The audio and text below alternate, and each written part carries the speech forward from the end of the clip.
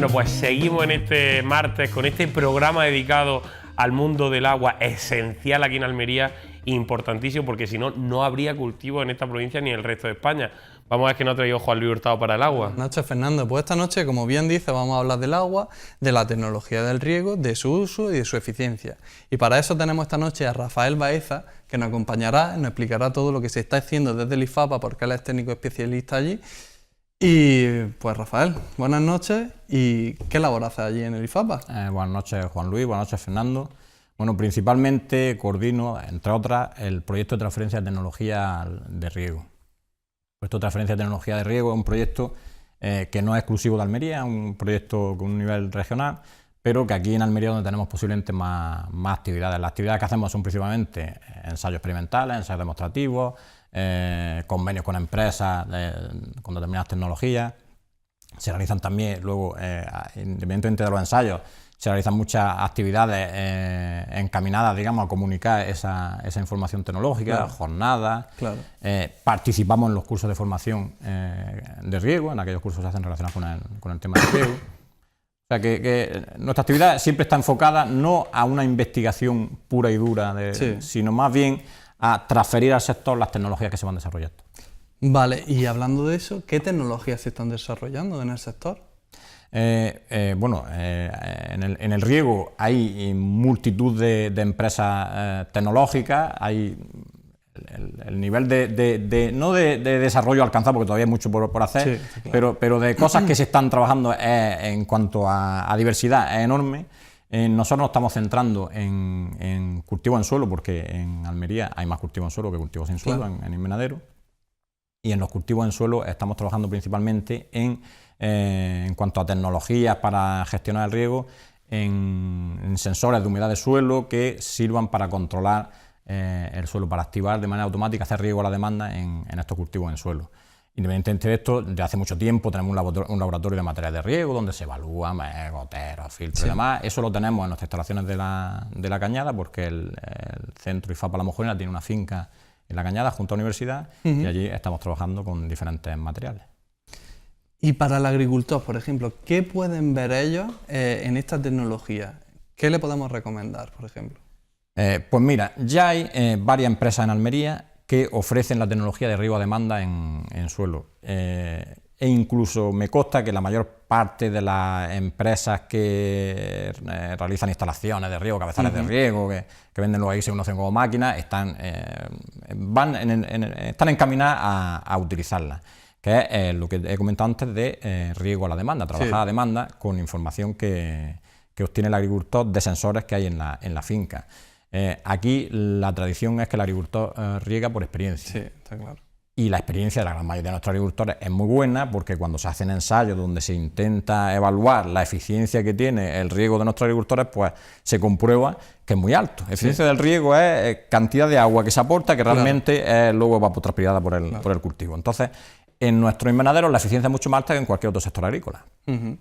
A pesar de que la tecnología que maneja la mayor parte de nuestros agricultores es su experiencia. Lo que pasa es que su experiencia no es una experiencia de 2 días, es una experiencia dilatada. Claro. Yo, como técnico especialista en riego, sé que si llego a una explotación donde hay un agricultor que lleva 40 años haciendo siempre pimientos en el mismo suelo, difícilmente voy a lograr que mejore la eficiencia. Claro, ¿vale? Ya lo que sí es verdad, que a pesar de toda esa experiencia, pues sí hay muchos agricultores, o bien que cambian de cultivo, que amplían fincas, que trabajan en otro suelo, y ya ahí esto se complica. Entonces, mi recomendación es que no nos podemos basar solo en la experiencia, hay que medir.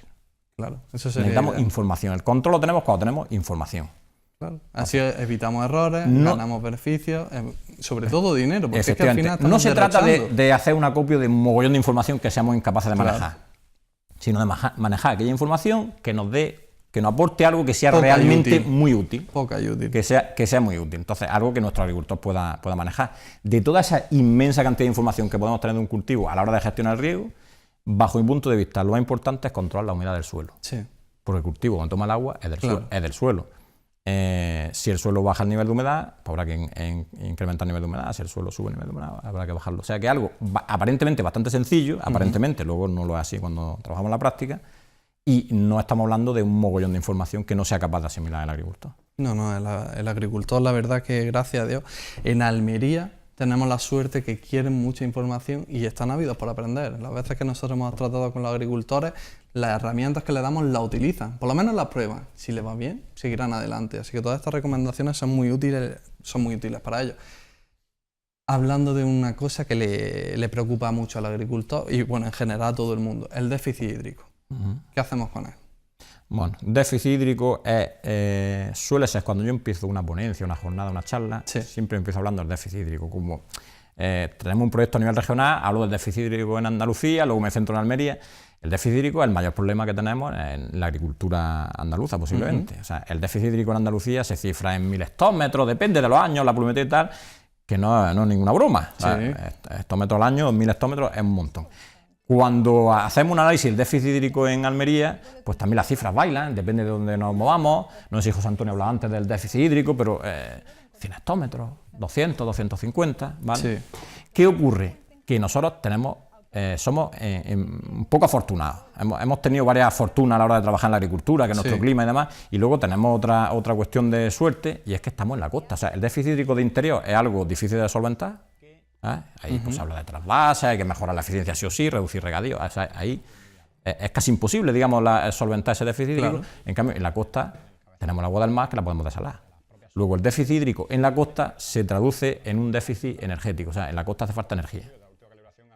O sea, lo que vamos a gastar ya no es agua, que vamos a consumir agua, lógicamente, pero para producir ese agua necesitamos energía. O sea, ahora lo que estamos es aumentando el gasto energético. O sea, que se podría decir que no tenemos un déficit hídrico, sino un déficit energético. Efectivamente. O sea, en Almería, si quisiéramos, digamos, incrementar 200 hectómetros, 500, 1000 hectómetros, lo podemos hacer, podemos desalarlo. Porque o sea, el mar está ahí. El mar está ahí, la tecnología existe. Eso tiene otros problemas medioambientales por la emisión de CO2 que supone ese consumo de energía, la salmuera y tal. Pero realmente el agua está ahí. Y es una fuente inagotable. O sea, nunca en la vida vamos a ser capaces de cultivar una superficie que agotara el mar. Eso es imposible. Si hacemos un cálculo de los hectómetros cúbicos que se extraen del Mediterráneo en desalación, si lo multiplicáramos por 1.000.000, seguiría sin notarse en el Mediterráneo. O sea que tenemos margen de mejora. Que tenemos un margen de mejora grande. Lo que pasa es que eso supone un gasto energético, un incremento de coste. ¿Y qué me comentas sobre la calidad del agua de estas desaladoras? Pues las obras de desalación que se han construido, aquí voy a dar yo una opinión, son opiniones personales, son obras grandes. Obras grandes que normalmente se han pensado con doble actitud. Agua para abastecimiento urbano, en algunos casos es el principal uso de la desaladora, agua para riego. Cuando la desaladora se construye con el objetivo de realizar abastecimiento urbano, el agua tiene que cumplir unos requisitos muy estrictos, que encarece también más el agua. O sea, es posible abaratar el agua desalada todavía un poquito si la desalación fuese exclusiva para el uso agrícola. Si se hiciesen 2 días. Sí, efectivamente. Si tuviésemos una desaladora para uso agrícola, una desaladora para uso urbano. Lo que pasa es que también estos son proyectos de ingeniería, hay que estudiarlo. Claro. Si uno hace 2 obras, pues a lo mejor 2 obras luego la inversión ya te cuesta más que lo que vaya a reducir, pero que es una idea que hay que pensárselo, porque el agua para abastecimiento urbano tiene unos requisitos que son superiores al agua de riego. Otra opción también, pues en una zona, si tenemos un agua subterránea que se puede usar para riego y para abastecimiento urbano se usa nada que desalada, pues también es una opción. Lo que pasa es que la experiencia, lo que parece decir es que cuando se hacen desaladoras para abastecimiento urbano, los municipios les cuesta trabajo consumir el agua. Porque claro, tienen que subir la factura, los votos, en fin, esto no es tan sencillo. Sí, no, es un compendio de todo, eso está claro. En cuanto al agua residual urbana, me gustaría hablar de ella. ¿Qué se puede hacer con ella? Pues mira, el reutilizar el agua residual es una solución para ese agua. O sea, el agua residual realmente es un contaminante, se depura, hay unos requisitos de vertido y en las zonas costeras se vierte al mar. Entonces, en las zonas costeras ese agua que se vierte es un agua que se pierde. Que se pierde. Y además es un agua contaminante, aunque esté depurada. O sea, es potencialmente contaminante. En las zonas costeras hay un sector que es muy importante, en ocasiones mucho más que la agricultura, que es el turismo. El hecho de que hagamos vertido de agua significa que estamos, por un lado, desperdiciando agua, por otro lado, estamos afectando a un sector muy importante. O sea, que realmente ahí sería casi obligado que ese agua se reutilizara. Y además en las zonas costeras da la casualidad que coincide la época de máxima demanda, bueno, de máximo turismo con la máxima demanda, que es cuando hace más calor. Bueno, en nuestro caso, aunque cuando más agua se consumiría sería en verano, también es verdad que los cultivos nuestros en verano los acabamos, pero bueno, que suele coincidir la producción con el consumo, más o menos, sí, efectivamente. Tiene un problema, el agua residual tiene un problema. El agua regenerada cumple unos requisitos, en España hay un Real Decreto de hace ya unos años, o sea que realmente los requisitos son muy estrictos y si se cumplen no tiene ningún problema sanitario. Pero el agua regenerada tiene una imagen que en ocasiones, claro, a la hora de comercializar... Le iba a preguntar que si cuál es el principal problema, porque pues, yo creo que para los cultivos no creo que haya mucho problema. Principalmente una cuestión de imagen. Y sobre todo del caso del pepino, la crisis de la E. coli. O sea, aunque se cumpla con el Real Decreto y sabemos que no hay ningún problema sanitario, nosotros hemos hecho mucho ensayo en el IFAPA en la finca tenemos La Cañada, sí, y no aparecen residuos en el producto, o sea, claramente sabemos que no, sí, pero la imagen. Claro. Es que vendemos imagen, y la imagen, pues hay veces que cualquier detalle pues, te puede perjudicar a nivel comercial. Eso es el mayor problema que tiene este agua. Bueno, pues muchas gracias, Rafael, por haber tenido un tiempecillo para contarnos todo esto del riego, la recomendación al agricultor. Y en un segundillo, si nos puede acompañar en el debate, pues seguimos hablando del tema. Con mucho gusto. Muchas gracias a vosotros. Fernando, nos vemos en un ratillo. Bueno, pues nos vemos ahora en el debate. Muchísimas gracias de verdad a los dos por estar aquí con nosotros esta noche tratando, bueno, el agua y sus diferentes vertientes. Bueno, pues nosotros lo vamos a dejar aquí. Volvemos ahora a dar la vuelta a la publicidad ya con la última parte de Parcela 24 con nuestro debate.